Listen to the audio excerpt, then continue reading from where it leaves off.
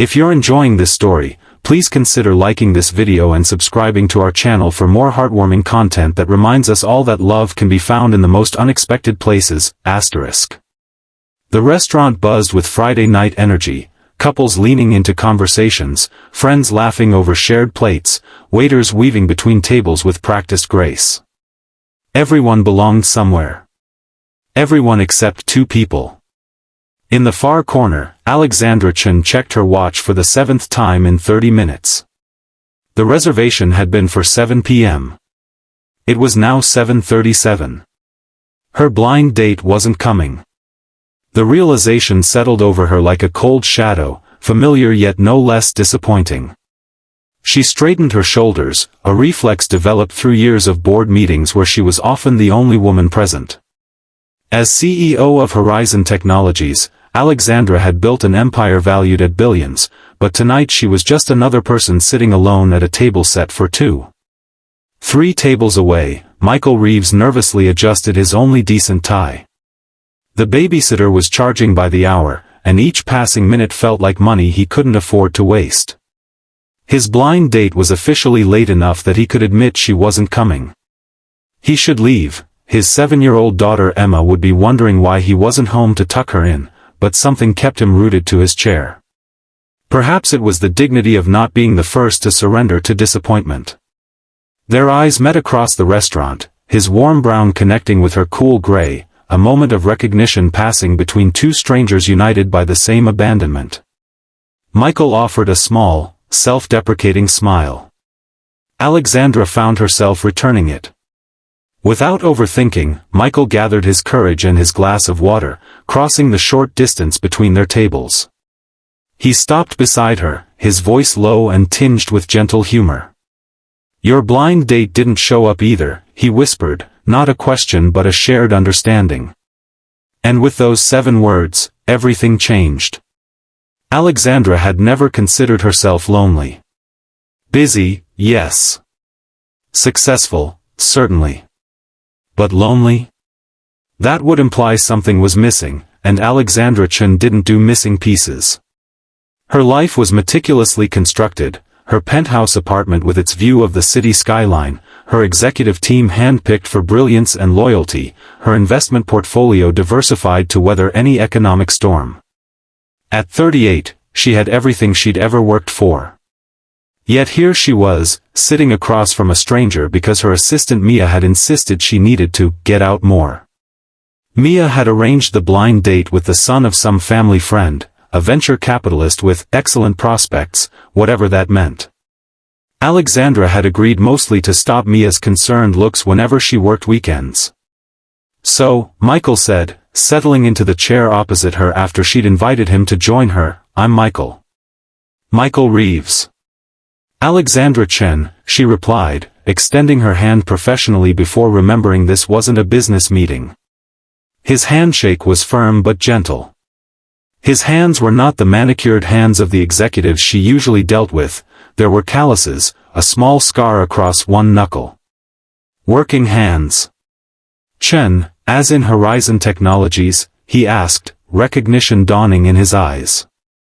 She nodded, bracing herself for the usual reaction, the subtle shift in demeanor, the calculation of potential advantage. It never came. "My daughter Emma uses your educational software at school," he said instead. "She loves the science modules. Says she's going to be a space doctor because of them." The pride in his voice was unmistakable, and Alexandra felt an unexpected warmth spread through her chest. Her company produced dozens of products, but the educational software line had been her personal project, one the board had initially resisted as not profitable enough.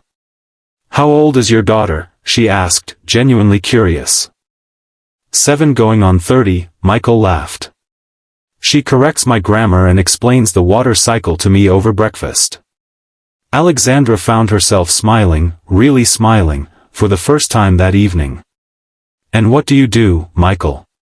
He hesitated, and she saw a flicker of something, embarrassment, cross his face. "I'm a high school English teacher," he said. "And a part-time carpenter on weekends and summers." Not what she had expected. Not the usual type she encountered in her carefully curated social circles. "That sounds fulfilling," she said, meaning it. "It is," he nodded.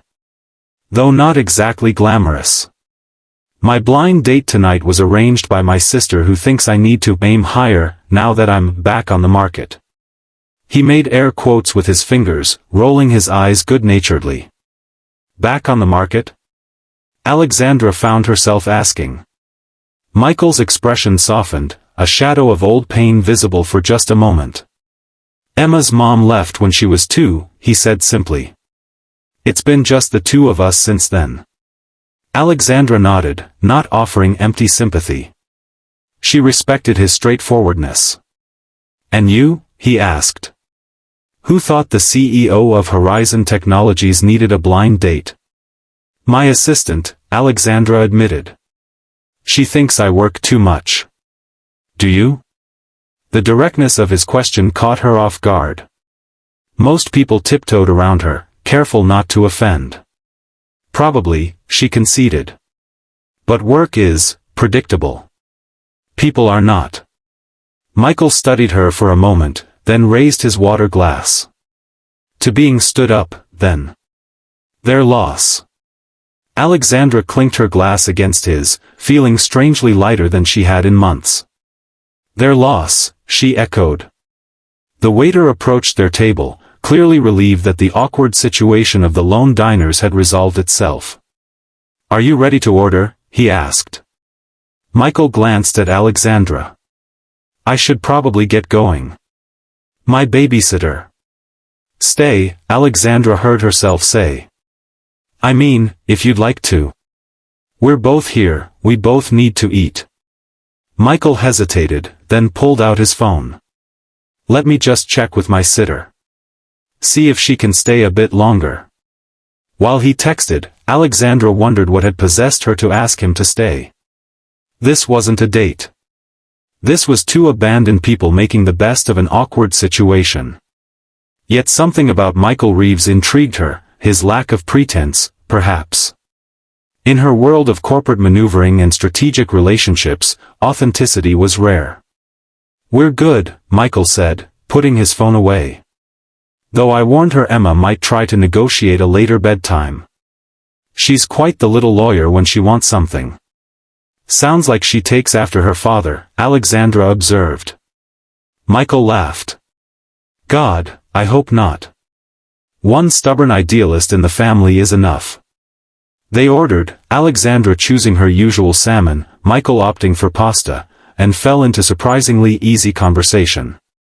He asked intelligent questions about her work, showing genuine interest without the underlying agenda she was accustomed to. She found herself explaining the challenges of her latest project, bringing affordable technology to underserved schools, with more passion than she usually allowed herself to display. "That's the program Emma's school uses," Michael said. "It's made a huge difference. Before, they had computers from the Stone Age." "The digital divide is real," Alexandra nodded. "And it starts so early. By 3rd grade, you can already see which kids have had technology access and which haven't." "Tell me about it," Michael sighed. "I have high schoolers who've never written a research paper because they don't have internet at home." Their food arrived, and the conversation shifted. Michael told her about his carpentry, a skill learned from his grandfather, now a side business crafting custom furniture.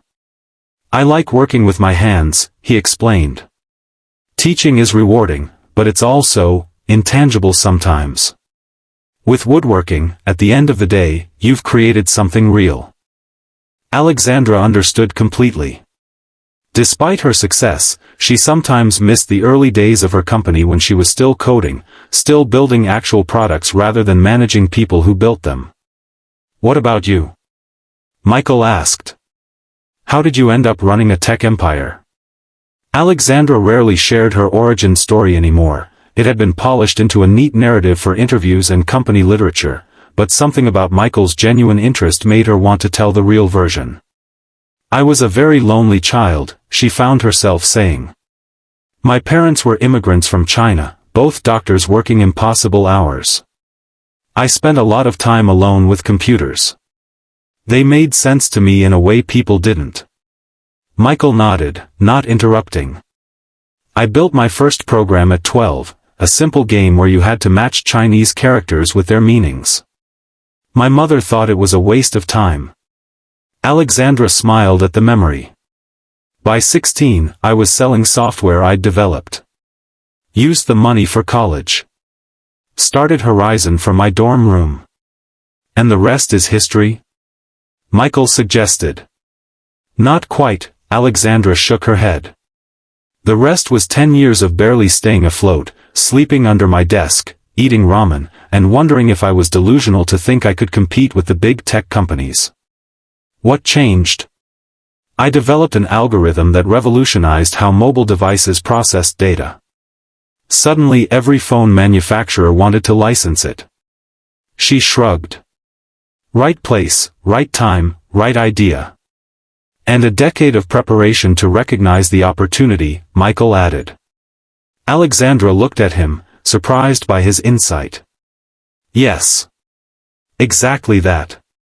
As they finished their meals, Alexandra realized she hadn't checked her phone once, a minor miracle in itself. She couldn't remember the last time she'd been so present in a conversation. When the check came, Michael reached for it without hesitation. Please, Alexandra said. Let me. A flash of something, pride, perhaps, crossed his face. I can afford dinner, Alexandra. She met his eyes. I know you can. But this was my suggestion, and I'd like to. No strings, no implications. After a moment, he nodded. Thank you. Next time can be on me. Next time. The words hung between them, unexpected and full of possibility. Outside the restaurant, the night air was cool and clear. Stars peeked through the city's light pollution, distant pinpricks of ancient light. Where are you parked? Michael asked. I have a driver, Alexandra admitted, feeling suddenly self-conscious about the trappings of her wealth. You? 2 blocks that way, he gestured. The very glamorous 10-year-old Subaru with the car seat in back. They stood awkwardly for a moment, the evening coming to its natural conclusion. I had a nice time, Alexandra said, surprising herself with how much she meant it. So did I, Michael replied. He hesitated, then pulled out his phone. Would it be okay if I gave you my number? In case you ever want to, I don't know, be stood up together again? Alexandra found herself smiling as she took his phone and entered her personal number, not her assistant's line that usually screened her calls, but her actual number that only a handful of people possessed. I should warn you, she said, handing the phone back, I'm terrible at this. Dating, or whatever this might be. I work too much, I forget birthdays, and I've been told I can be intimidating. Michael's eyes crinkled at the corners when he smiled. And I should warn you that I come with a 7-year-old who will absolutely grill you about your favorite dinosaur and judge you if you say T-Rex because that's so obvious, Dad. Alexandra laughed. Triceratops. Excellent choice. Very respectable. Her driver pulled up to the curb, the sleek black car purring quietly. Good night, Michael Reeves, she said, extending her hand formally, then feeling foolish for the gesture. He took it, but instead of shaking it, he gave it a gentle squeeze. Good night, Alexandra Chen. Thank you for turning a potentially disappointing evening into something unexpected. As her car pulled away, Alexandra watched Michael through the tinted window. He stood on the sidewalk for a moment, looking after her car with an expression she couldn't quite read, before turning and walking toward his Subaru. For the first time in longer than she could remember, Alexandra felt a flutter of something like anticipation in her chest. Not for a business deal or a product launch, but for something entirely personal. Something unpredictable. She smiled to herself in the darkness of the car. Maybe Mia had been right after all. Maybe she did need to get out more. Michael arrived home to find his babysitter, Zoe, a college student from down the street, reading on the couch. How was she? He asked, hanging his jacket by the door. Perfect, as always, Zoe smiled. She tried to convince me that you said she could stay up until you got home, but I held firm. She's been asleep for about an hour. Michael paid Zoe, adding a generous tip for the extended hours, and walked her to the door. So, Zoe asked with the casual curiosity of someone who had known him since she was in middle school, how was the date? The woman my sister set me up with never showed, Michael admitted. Oh, Mr. Reeves, I'm sorry. Don't be, he said, surprised to realize he meant it. It turned out interesting.